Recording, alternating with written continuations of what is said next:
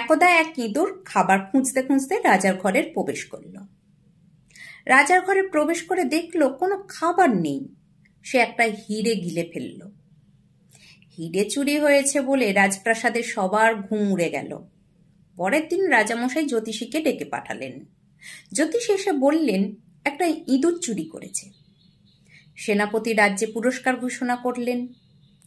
এক শিকারীকেই দায়িত্ব দেওয়া হলো যে ইঁদুরের পেট থেকে যেন হিরেটা নিয়ে আসে।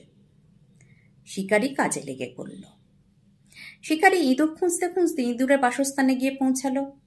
দেখলো শত শত ইঁদুর একসাথে আছে, আর একটা ইঁদুর একটু উঁচু জায়গায় একটা ইঁটের ওপর বসে আছে।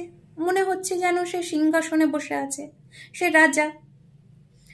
শিকারী সেই ইঁদুরটাকে ধরে তার পেট থেকে হিরে বের করে নিল। হিরেটা নিয়ে রাজার হাতে দিয়ে দিল। রাজা খুব খুশি। রাজা তাকে যথাযোগ্য পুরস্কারটাও দিয়ে দিলেন। তখন রাজা জিজ্ঞাসা করলেন, আচ্ছা শিকারী, তুমি কি করে বুঝলে ওই ইঁদুরটাই হিরে চুরি করেছে?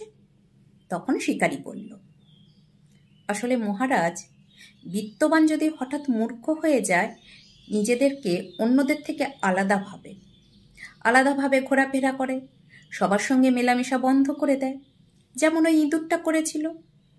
ইঁদুরটা হিরে চুরি করে ভেবেছিল সে রাজা, তাই সে একটু আলাদাভাবে থাকতো।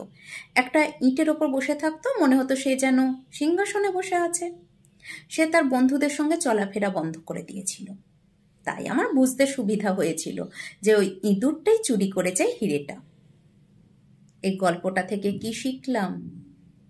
নীতিকথা হচ্ছে, যদি মূর্খরা হঠাৎ বিত্তবান হয়ে যায়, তখন তারা আত্মীয় স্বজন, বন্ধু বান্ধব সবাইকে ভুলে যায়, আর খুব নিকটে বিপদ চলে আসে।